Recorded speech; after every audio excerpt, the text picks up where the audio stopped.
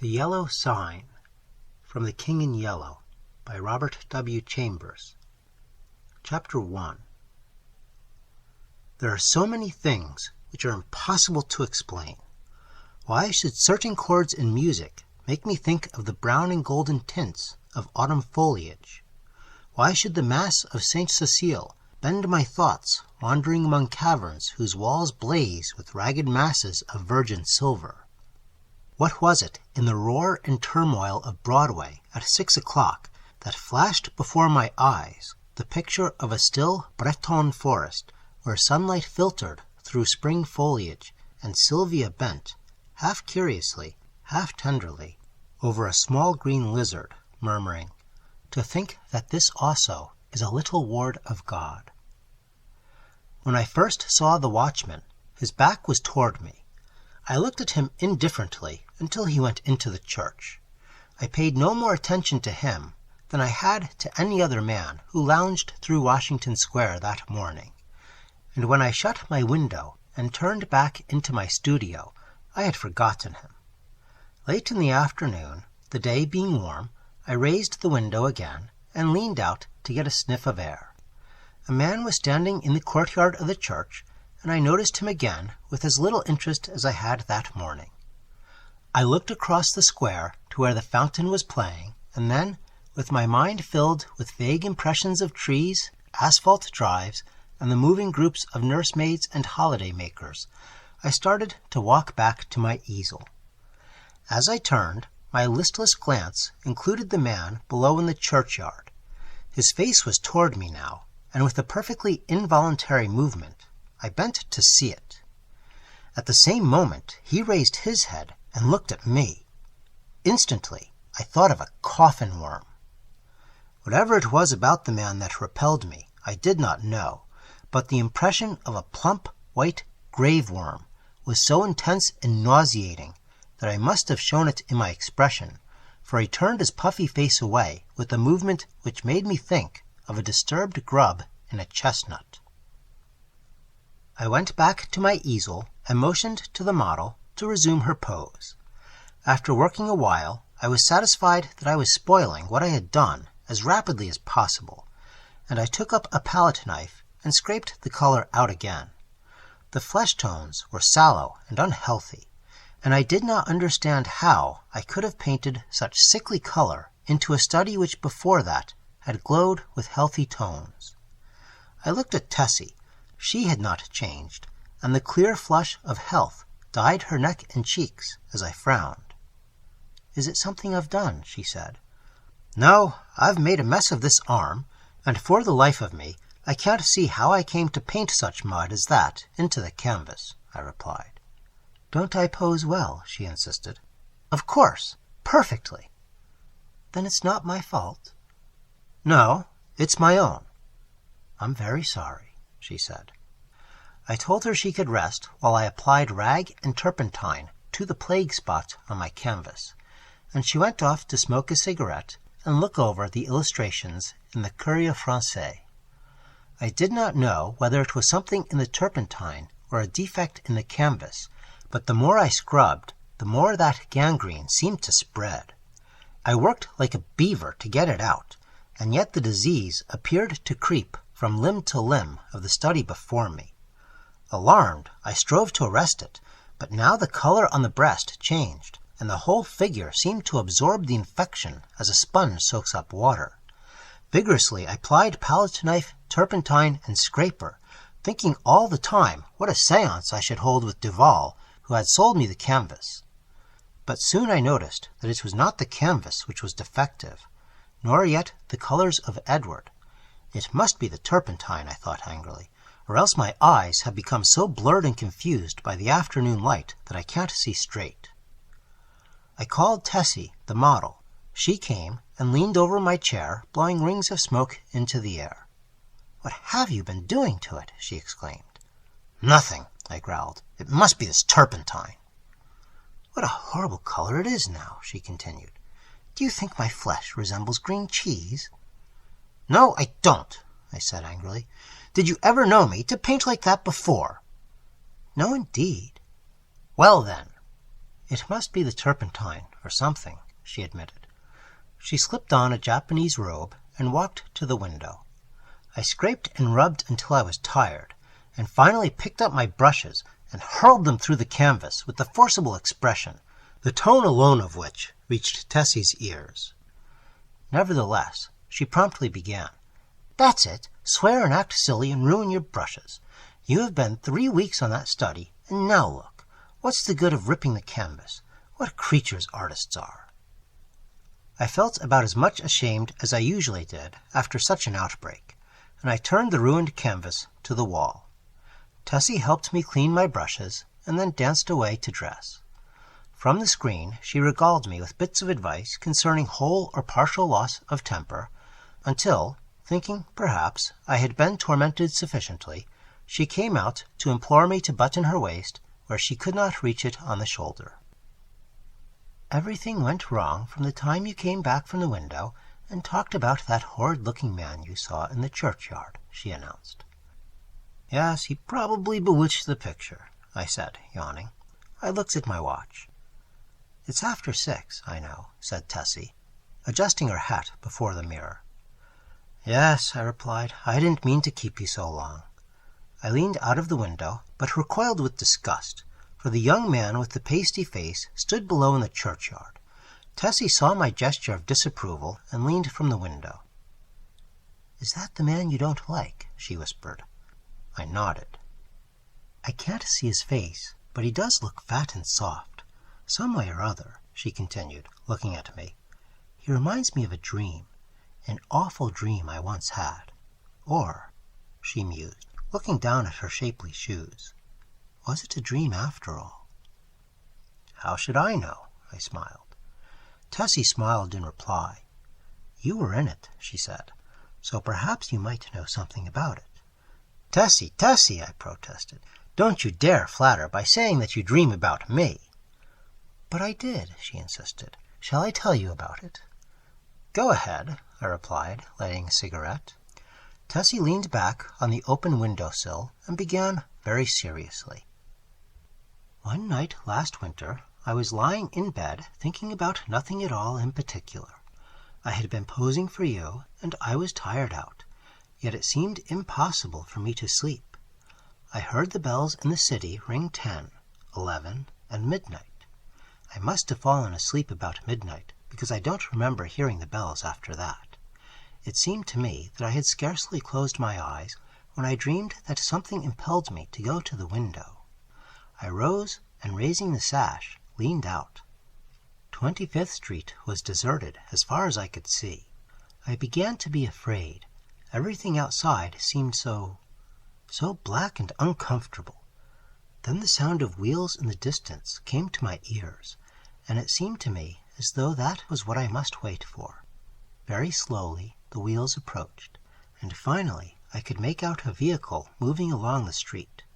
It came nearer and nearer, and when it passed beneath my window, I saw it was a hearse. Then, as I trembled with fear, the driver turned and looked straight at me. When I awoke, I was standing by the open window, shivering with cold, but the black-plumed hearse and the driver were gone. I dreamed this dream again in March last, and again awoke beside the open window. Last night the dream came again. You remember how it was raining. When I awoke, standing at the open window, my night dress was soaked." "But where did I come into the dream?" I asked. You were in the coffin, but you were not dead." "In the coffin?" "Yes." "How did you know? Could you see me?" "No, I only knew you were there." "Had you been eating Welsh rarebits or lobster salad?" I began laughing, but the girl interrupted me with a frightened cry. "Hello, what's up?" I said, as she shrank into the embrasure by the window. The man below in the churchyard. He drove the hearse." "Nonsense," I said, but Tessie's eyes were wide with terror. I went to the window and looked out. The man was gone. "Come, Tessie," I urged. "Don't be foolish. You have posed too long. You are nervous." "Do you think I could forget that face?" she murmured. 3 times I saw the hearse pass below my window, and every time the driver turned and looked up at me. Oh, his face was so white and soft. It looked dead. It looked as if it had been dead a long time. I induced the girl to sit down and swallow a glass of marsala. Then I sat down beside her and tried to give her some advice. "Look here, Tessie," I said.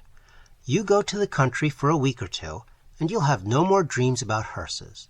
You pose all day, and when night comes, your nerves are upset. You can't keep this up. Then again, instead of going to bed when your day's work is done, you run off to picnics at Sulzer's Park, or go to the El Dorado or Coney Island, and when you come down here next morning, you are fagged out. There was no real hearse. There was a soft-shell crab dream." She smiled faintly. "What about the man in the churchyard?" "Oh, he's only an ordinary, unhealthy, everyday creature." "As true as my name is Tessie Reardon, I swear to you, Mr. Scott, that the face of the man below in the churchyard is the face of the man who drove the hearse." "What of it?" I said. "It's an honest trade." "Then you think I did see the hearse?" "Oh," I said diplomatically, "if you really did, it might not be unlikely that the man below drove it. There is nothing in that." Tessie rose, unrolled her scented handkerchief, and taking a bit of gum from a knot in the hem, placed it in her mouth. Then, drawing on her gloves, she offered me her hand with a frank "Good night, Mr. Scott," and walked out. Chapter 2. The next morning, Thomas, the bellboy, brought me the Herald and a bit of news. The church next door had been sold. I thanked heaven for it. Not that being a Catholic I had any repugnance for the congregation next door, but because my nerves were shattered by a blatant exhorter whose every word echoed through the aisle of the church as if it had been in my own rooms, and who insisted on his R's with a nasal persistence which revolted my every instinct. Then, too, there was a fiend in human shape, an organist, who reeled off some of the grand old hymns with an interpretation of his own, and I longed for the blood of a creature who could play the doxology with an amendment of minor chords which one hears only in a quartet of very young undergraduates. I believe the minister was a good man, but when he bellowed, "And the Lord said unto Moses, the Lord is a man of war, the Lord is his name, my wrath shall wax hot, and I will kill you with the sword," I wondered how many centuries of purgatory it would take to atone for such a sin. "Who bought the property?" I asked Thomas. "Nobody that I knows, sir. They do say the gent what owns this here Hamilton Flats was looking at it. He might be a-building more studios." I walked to the window. The young man with the unhealthy face stood by the churchyard gate, and at the mere sight of him the same overwhelming repugnance took possession of me. "By the way, Thomas," I said, "who is that fellow down there?" Thomas sniffed. "That there worm, sir. He's night watchman of the church, sir. He makes me tired of sitting out all night on them steps and looking at you insulting like. I'd have punched his head, sir. Beg pardon, sir." "Go on, Thomas." "One night, a-comin' home with Harry, the other English boy, I sees him sitting there on them steps. We had Molly and Jen with us, sir, the 2 girls on the tray service, and he looks so insulting at us that I up and says, 'What you looking at, you fat slug?' Beg pardon, sir, but that's how I says, sir. Then he don't say nothing, and I says, 'Come out, and I'll punch that puddin'-head.' Then I hopens the gate and goes in, but he don't say nothing, only looks insulting like. Then I hits him one, but ugh, his head was that cold and mushy, it'd sicken you to touch him." "What did he do then?" I asked curiously. "Him? Nawthin'." "And you, Thomas?" The young fellow flushed with embarrassment and smiled uneasily. "Mr. Scott, sir, I ain't no coward, and I can't make it out at all why I run. I was in the 5th Lancers, sir, bugler at Tel El Kabir, and was shot by the Wells." "You don't mean to say you ran away?" "Yes, sir, I run." "Why?" That's just what I want to know, sir. I grabbed Molly and run, and the rest was as frightened as I. But what were they frightened at? Thomas refused to answer for a while, but now my curiosity was aroused about the repulsive young man below, and I pressed him. 3 years' sojourn in America had not only modified Thomas's Cockney dialect, but had given him the American fear of ridicule. You won't believe me, Mr. Scott, sir. Yes, I will. You laugh at me, sir. Nonsense. He hesitated. Well, sir, it's God's truth that when I hit him, he's grabbed me wrist, sir, and when I twisted his soft, mushy fist, one of his fingers come off me hand. The utter loathing and horror of Thomas's face must have been reflected in my own, for he added, It's awful, and now when I see him, I just go away. He makes me ill. When Thomas had gone, I went to the window. The man stood beside the church railing with both hands on the gate, but I hastily retreated to my easel again, sickened and horrified, for I saw that the middle finger of his right hand was missing. At 9 o'clock, Tessie appeared and vanished behind the screen with the merry, "Good morning, Mr. Scott."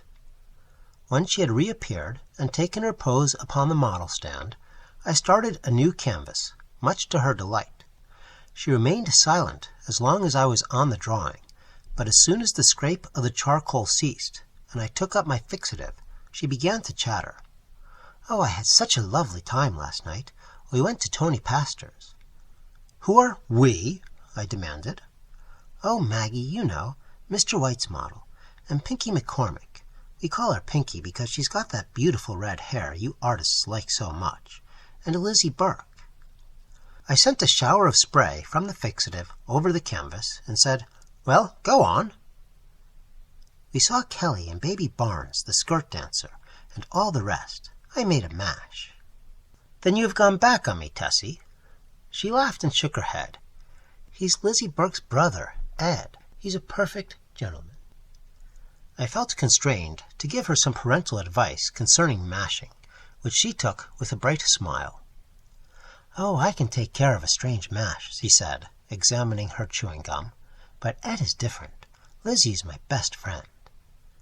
Then she related how Ed had come back from the stocking mill in Lowell, Massachusetts, to find her and Lizzie grown up, and what an accomplished young man he was, and how he thought nothing of squandering $50 for ice cream and oysters to celebrate his entry as clerk into the woolen department of Macy's. Before she finished, I began to paint, and she resumed the pose, smiling and chattering like a sparrow. By noon, I had the study fairly well rubbed in, and Tessie came to look at it. "That's better," she said. I thought so too, and ate my lunch with a satisfied feeling that all was going well. Tessie spread her lunch on a drawing table opposite me, and we drank our claret from the same bottle and lighted our cigarettes from the same match. I was very much attached to Tessie. I had watched her shoot up into a slender but exquisitely formed woman from a frail, awkward child. She had posed for me during the last 3 years, and among all my models she was my favorite.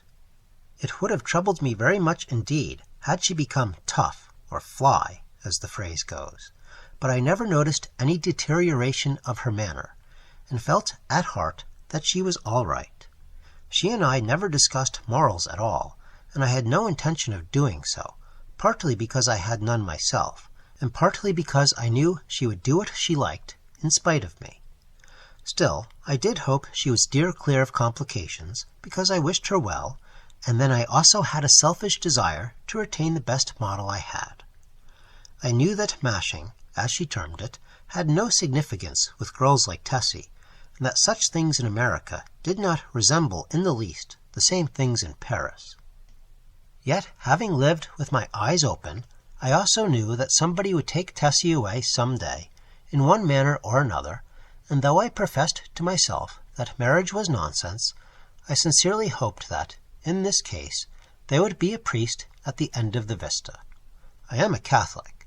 When I listen to High Mass, when I sign myself, I feel that everything, including myself, is more cheerful, and when I confess, it does me good. A man who lives as much alone as I do must confess to somebody. Then again, Sylvia was Catholic, and it was reason enough for me. But I was speaking of Tessie, which is very different. Tessie also was Catholic, and much more devout than I, so taking it all in all, I had little fear for my pretty model until she should fall in love. But then I knew that fate alone would decide her future for her, and I prayed inwardly that fate would keep her away from men like me and throw into her path nothing but Ed Burkes and Jimmy McCormicks. Bless her sweet face. Tessie sat blowing rings of smoke up to the ceiling and tinkling the ice in her tumbler. "Do you know that I also had a dream last night?" I observed. "Not about that man," she laughed. "Exactly. A dream similar to yours, only much worse." It was foolish and thoughtless of me to say this, but you know how little tact the average painter has. "I must have fallen asleep about 10 o'clock, I continued, "and after a while I dreamt that I awoke. So plainly did I hear the midnight bells, the wind in the tree branches, and the whistle of steamers from the bay, that even now I can scarcely believe I was not awake. I seemed to be lying in a box which had a glass cover. Dimly I saw the street lamps as I passed, for I must tell you, Tessie, the box in which I reclined appeared to lie in a cushioned wagon which jolted me over a stony pavement. After a while I became impatient and tried to move, but the box was too narrow. My hands were crossed on my breast, so I could not raise them to help myself. I listened and then tried to call. My voice was gone. I could hear the trample of the horses attached to the wagon, and even the breathing of the driver. Then another sound broke upon my ears like the raising of a window sash. I managed to turn my head a little, and found I could look, not only through the glass cover of my box, but also through the glass panes in the side of the covered vehicle. I saw houses, empty and silent, with neither light nor life about any of them, excepting one. In that house a window was open on the first floor, and a figure all in white stood looking down into the street. It was you." Tessie had turned her face away from me and leaned on the table with her elbow. "I could see her face," I resumed, "and it seemed to me to be very sorrowful. Then we passed on and turned into a narrow black lane. Presently the horses stopped. I waited and waited, closing my eyes with fear and impatience, but all was silent as the grave. After what seemed to me hours, I began to feel uncomfortable. A sense that somebody was close to me made me unclose my eyes. Then I saw the white face of the hearse driver looking at me through the coffin lid. A sob from Tessie interrupted me. She was trembling like a leaf. I saw I had made an ass of myself, and attempted to repair the damage. "Why, Tess," I said, "I only told you this to show you what influence your story might have on another person's dreams. You don't suppose I really lay in a coffin, do you? What are you trembling for? Don't you see that your dream, and my unreasonable dislike for that inoffensive watchman of the church, simply set my brain working as soon as I fell asleep?" She laid her head between her arms and sobbed as if her heart would break. What a precious triple donkey I had made of myself. But I was about to break my record. I went over and put my arm about her. "Tessie, dear, forgive me," I said. "I had no business to frighten you with such nonsense. You are too sensible a girl, too good a Catholic, to believe in dreams." Her hand tightened on mine, and her head fell back upon my shoulder, but she still trembled, and I petted her and comforted her. "Come, Tess, open your eyes and smile." Her eyes opened with a slow, languid movement and met mine, but their expression was so queer that I hastened to reassure her again. "It's all humbug, Tessie. You surely are not afraid that any harm will come to you because of that?" "No," she said, but her scarlet lips quivered. "Then what's the matter? Are you afraid?" "Yes, not for myself." "For me, then?" I demanded gaily. "For you," she murmured in a voice almost inaudible. I care for you." At first I started to laugh, But when I understood her, a shock passed through me, and I sat like one turned to stone. This was the crowning bit of idiocy I had committed. During the moment which elapsed between her reply and my answer, I thought of 1,000 responses to that innocent confession. I could pass it by with a laugh. I could misunderstand her and assure her as to my health. I could simply point out that it was impossible she could love me. But my reply was quicker than my thoughts, and I might think, and think now when it was too late, for I had kissed her on the mouth. That evening I took my usual walk in Washington Park, pondering over the occurrences of the day. I was thoroughly committed. There was no back out now, and I stared the future straight in the face. I was not good, not even scrupulous, but I had no idea of deceiving either myself or Tessie. The one passion of my life lay buried in the sunlit forests of Brittany. Was it buried forever? Hope cried no. For 3 years I had been listening to the voice of hope, and for 3 years I had waited for its footstep on my threshold. Had Sylvia forgotten? No, cried hope. I said that I was no good. That is true, but still I was not exactly a comic opera villain. I had led an easy-going, reckless life, taking what invited me of pleasure, deploring and sometimes bitterly regretting consequences. In one thing alone, except my painting, was I serious, and that was something which lay hidden, if not lost, in the Breton forests. It was too late for me to regret what had occurred during the day. Whatever it had been, pity, a sudden tenderness for sorrow, or the more brutal instinct of gratified vanity, it was all the same now, and unless I wished to bruise an innocent heart, my path lay marked before me. The fire and strength, the depth of passion of a love which I had never even suspected, with all my imagined experience in the world, left me no alternative but to respond or send her away.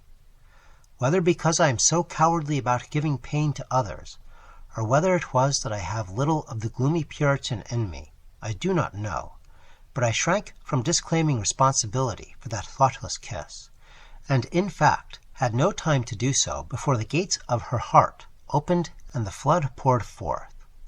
Others who habitually do their duty and find a sullen satisfaction in making themselves and everybody else unhappy might have withstood it. I did not. I dared not. After the storm had abated, I did tell her that she might better have loved Ed Burke and worn a plain gold ring, but she would not hear of it, and I thought perhaps as long as she had decided to love somebody she could not marry, it had better be me.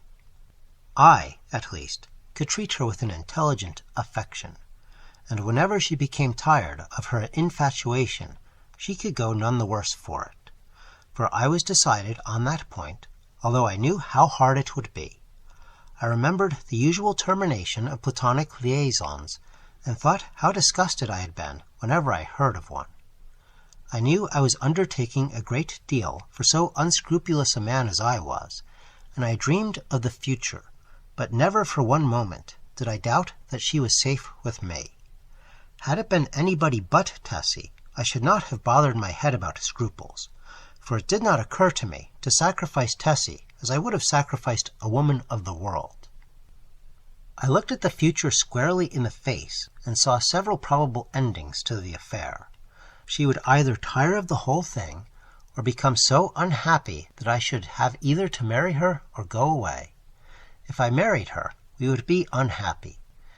I with a wife unsuited to me, and she with a husband unsuitable for any woman. For my past life could scarcely entitle me to marry. If I went away, she might either fall ill, recover, and marry some Eddie Burke, or she might recklessly or deliberately go and do something foolish. On the other hand, if she tired of me, then her whole life would be before her with beautiful vistas of Eddie Burkes and marriage rings and twins and Harlem Flats and heaven knows what. As I strolled along through the trees by the Washington Arch, I decided that she should find a substantial friend in me, anyway, and the future could take care of itself.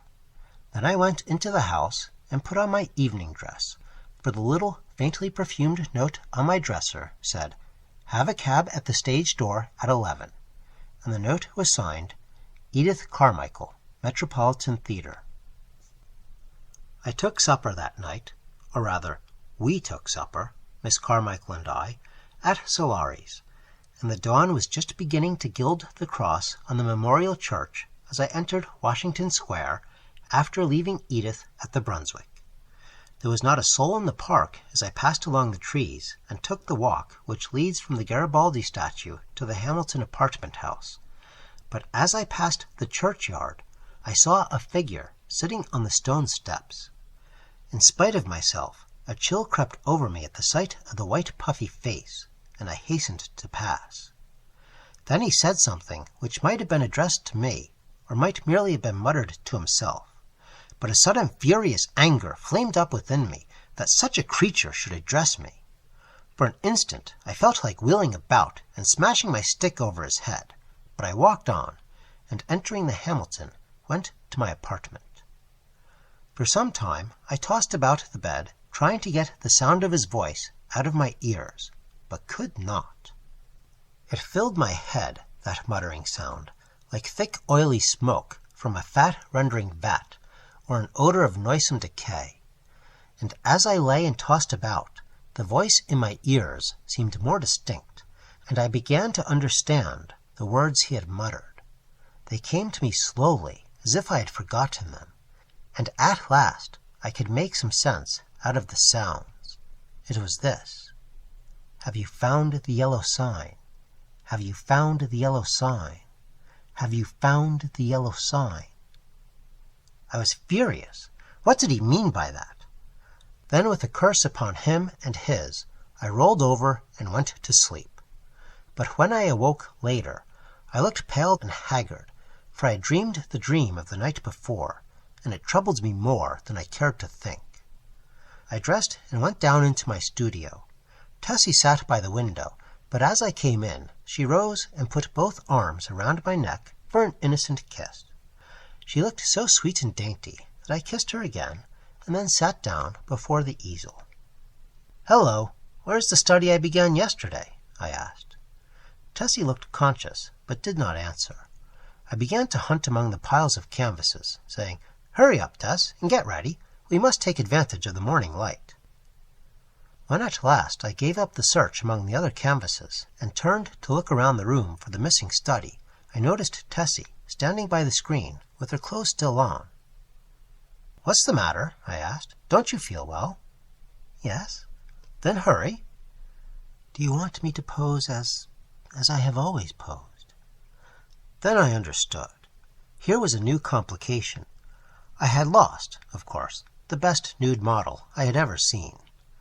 I looked at Tessie. Her face was scarlet. Alas, alas! We had eaten of the tree of knowledge, and Eden and native innocence were dreams of the past. I mean for her.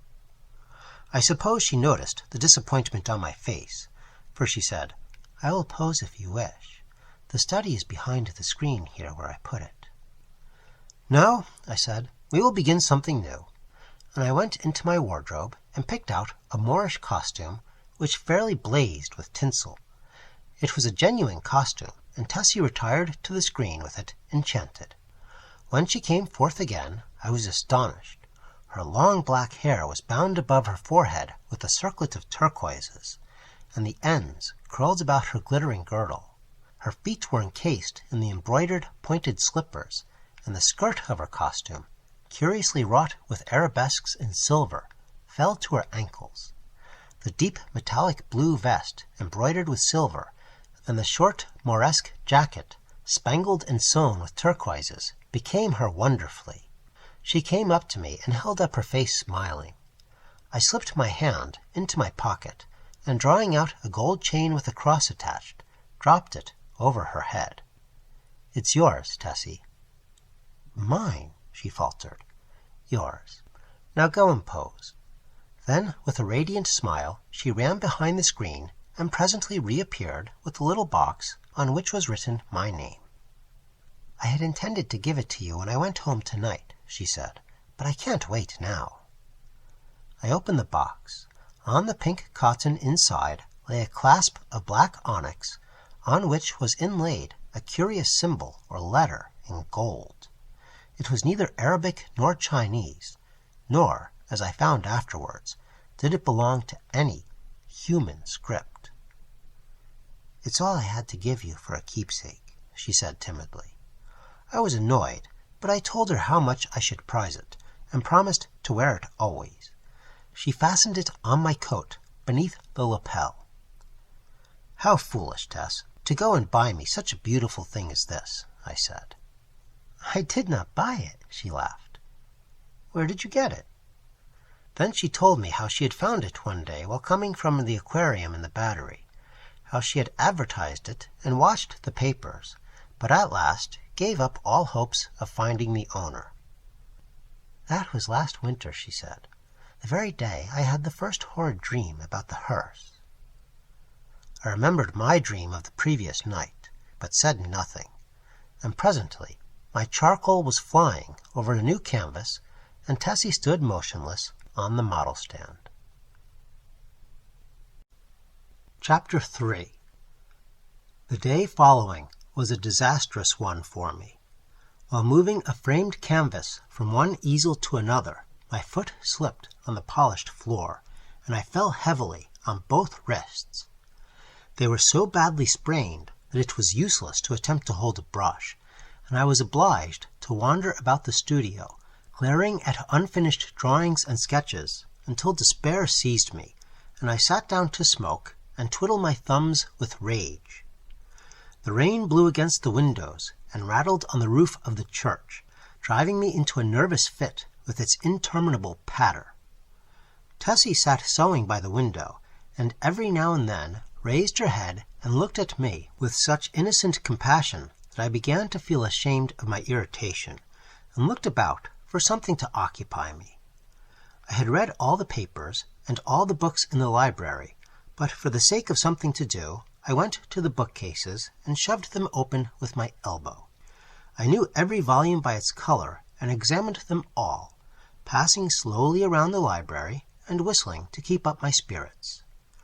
I was turning to go into the dining room when my eye fell upon a book bound in serpent skin, standing in a corner of the top shelf of the last bookcase. I did not remember it, and from the floor could not decipher the pale lettering on the back, so I went to the smoking room and called Tessie. She came in from the studio and climbed up to reach the book. "What is it?" I asked. "The King in Yellow." I was dumbfounded. Who had placed it there? How came it in my rooms? I had long ago decided that I should never open that book, and nothing on earth could have persuaded me to buy it. Fearful lest curiosity might tempt me to open, I had never even looked at it in bookstores. If I ever had had any curiosity to read it, the awful tragedy of young Castagna, whom I knew, prevented me from exploring its wicked pages. I had always refused to listen to any description of it, and indeed nobody ever ventured to discuss the second part aloud, so I had absolutely no knowledge of what those leaves might reveal. I stared at the poisonous mottled binding as I would at a snake. "Don't touch it, Tessie," I said. "Come down." Of course, my admonition was enough to arouse her curiosity, and before I could prevent it, she took the book and, laughing, danced off into the studio with it. I called to her, but she had slipped away with a tormenting smile at my helpless hands, and I followed her with some impatience. "Tessie," I cried, entering the library, "listen, I'm serious. Put that book away. I do not wish you to open it." The library was empty. I went into both drawing rooms, then into the bedrooms, laundry, kitchen, and finally returned to the library and began a systematic search. She had hidden herself so well that it was half an hour later when I discovered her crouching, white and silent, by the latticed window in the storeroom above. At the first glance, I saw she had been punished for her foolishness. The King in Yellow lay at her feet, but the book was open at the second part. I looked at Tessie and saw it was too late. She had opened The King in Yellow. Then I took her by the hand and led her into the studio. She seemed dazed, and when I told her to lie down on the sofa, she obeyed me without a word. After a while, she closed her eyes, and her breathing became regular and deep, but I could not determine whether or not she slept.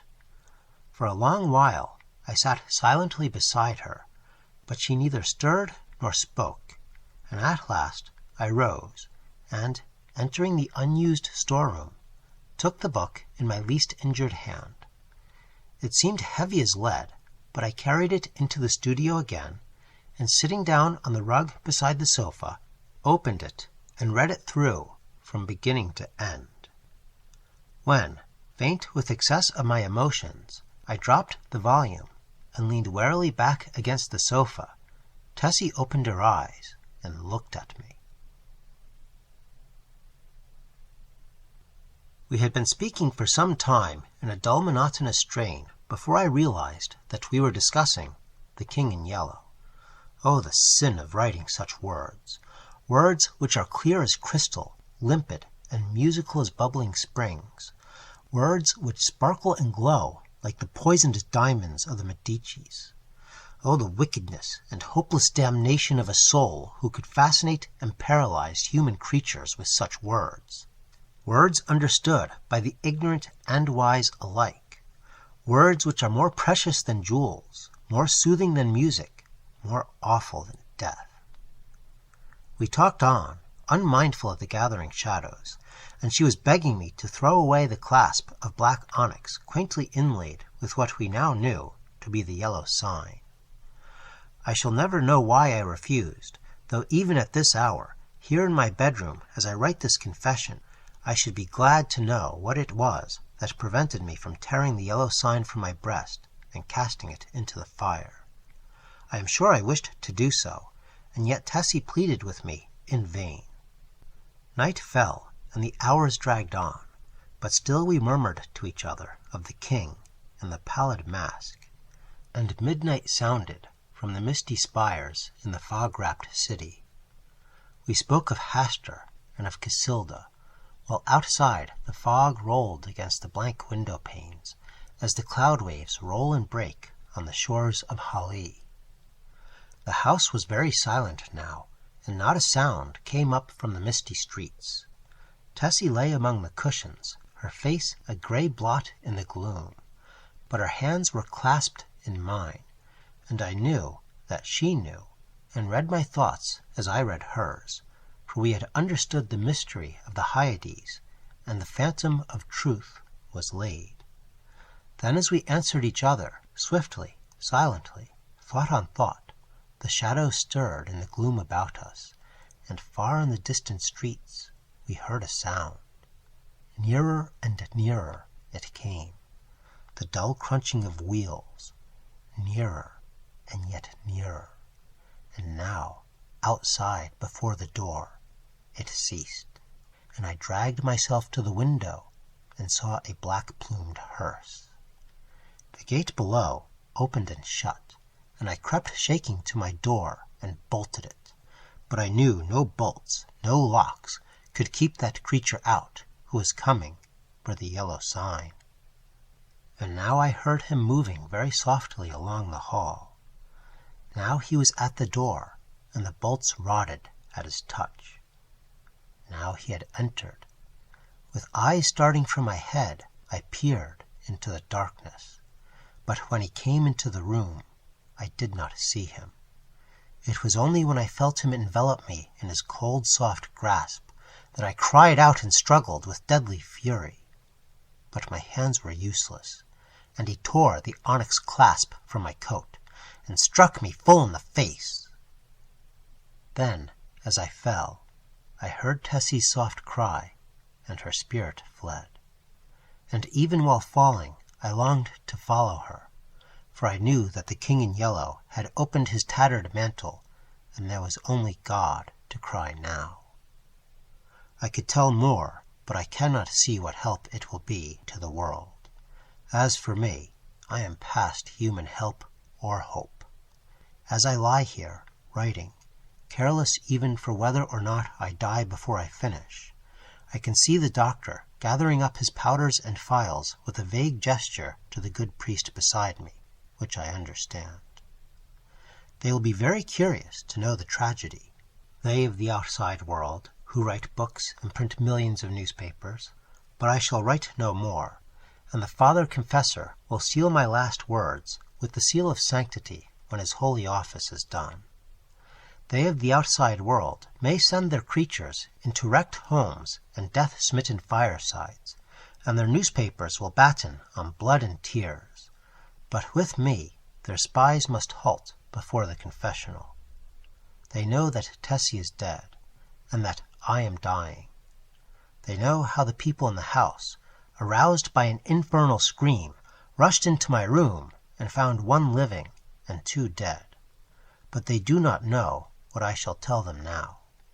They do not know that the doctor said, as he pointed to a horrible decomposed heap on the floor, the livid corpse of the watchman from the church, "I have no theory, no explanation.